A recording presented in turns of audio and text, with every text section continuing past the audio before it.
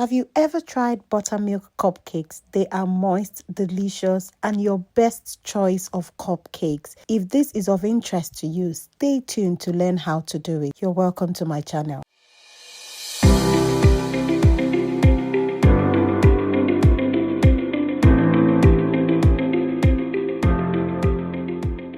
So this recipe is able to yield 12 cupcakes or 6 cupcakes and a 6-inch cake. So on my table I've got 1.5 cups of flour, all-purpose flour, 3/4 cups of sugar, 2 tablespoonfuls of vegetable oil, 1/2 cup of melted butter, 1/2 cup of buttermilk, 1 tablespoonful of baking powder, 1/2 teaspoon of baking soda, and 1/4 teaspoon of salt. All the ingredients used in this video will be listed in the description box below, so just do well to check that out and acquaint yourself with the measurements and every item I use. Besides getting the items to use ready, the next thing to do is to line up your cake pan with either your cupcake liners or you use your flour or your oil. Some people do apply oil to get the liners to stick to the pan, but I don't. So next is the preparation itself. So in a clean bowl, get your whisks ready because we are going to get whisking. I'm pouring in my melted butter. Ensure that it is melted. You can decide to use the butter as whole as it is, but I find it easier to use if melted. Then goes in with my vegetable oil.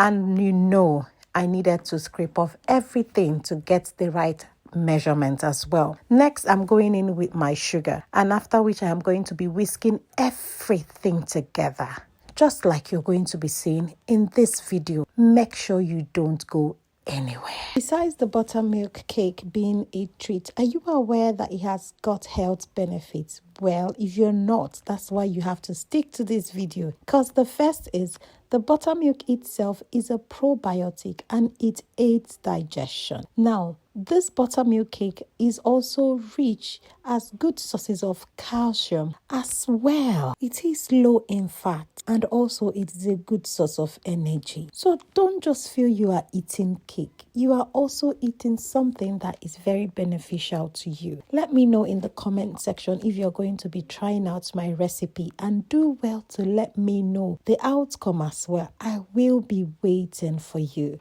So once we are done whisking, the next thing is to add in eggs, one after the other. Remember, we are going to be using 2 large eggs for this recipe, but we are going to add them in one after the other. When you add one, try to whisk it into your mixture before adding the other. When I was much younger, my mom used to tell me that once I start baking, I have to attain the same motion. Like if I am whisking everything in a clockwise, I must continue to do that until I finish and pour out my batter.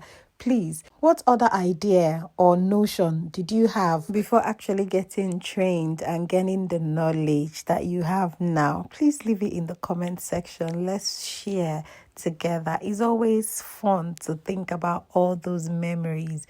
Mine has always been an inspiration to me. So as soon as you've put in your eggs, you continue to whisk. Ensure that everything has gotten incorporated before you add in another thing. The next thing we are going to be adding into our mixture is our buttermilk. Now, I'm going to be doing a video of how to get or how to prepare your buttermilk. If you don't know how to do it, please await my video. And once I load it, you will be the first to know, if only you subscribe, like, and also turn on your notification bell. I will be glad to welcome you into our community. So as soon as you've poured in your buttermilk, gradually whisk in the whole mixture together, just as seen in this video. I didn't edit or cut any part of this particular section because I wanted you to see everything just like I've done it. Now it is time to pour in the dry ingredients all into the wet. What I normally do is to add all the dry together by adding the baking powder into the flour, the baking soda, the salt, all into the flour, and then whisking all the dry ingredients together, just as seen in this video. Then, using a sieve, I'm going to be transferring this mixture into the wet mixture. So as soon as that is done, you're going to gently fold in the flour into your wet mixture. As soon as you get a smooth batter, then it's time to transfer it over to your cupcake pans. Meanwhile, at this point, ensure that you've switched your oven on and it is getting warmed up. I normally bake my cupcakes at 150 degrees. I really don't know what it is in degrees Fahrenheit. If I do, I'm going to be putting it on the video. Something tells me that you are really enjoying this video if you've been able to watch up to this extent. But why haven't you subscribed? Why haven't you liked? Why haven't you even shared? It is a huge encouragement to upcoming YouTuber like me, and I would love to produce more videos, but things like your subscription will go a long way to encourage me. Do not forget to scrape down your bowls. Do not forget that. It will help you pick up all the other flour particles or ingredients that are at the side of the bowl that never gets into the batter, but scraping it down gets everything into your batter. Now, in equal measurements, you can use your batter dispenser, or you use my favorite spoon that I've always used to dispense my batter. Scoop your batter into your cupcake liners and try to ensure that they are 3/4 filled, not completely filled, but just 3/4 filled.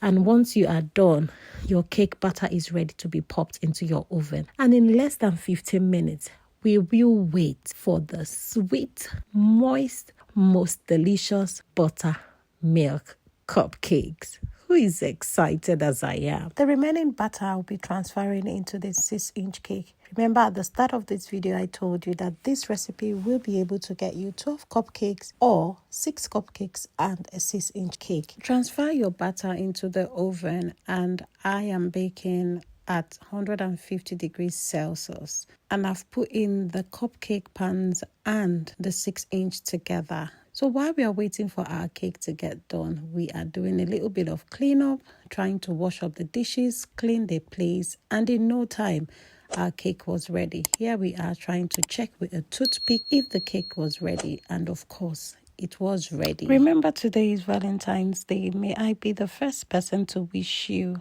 happy Val. That is if you are watching this video very early in the morning. But nevertheless, once our cake got cold, I packaged it and gave it as a Valentine gift to my beautiful neighbor. I hope you enjoyed it. Don't forget to like, share, and subscribe. Till I come your way again. Bye.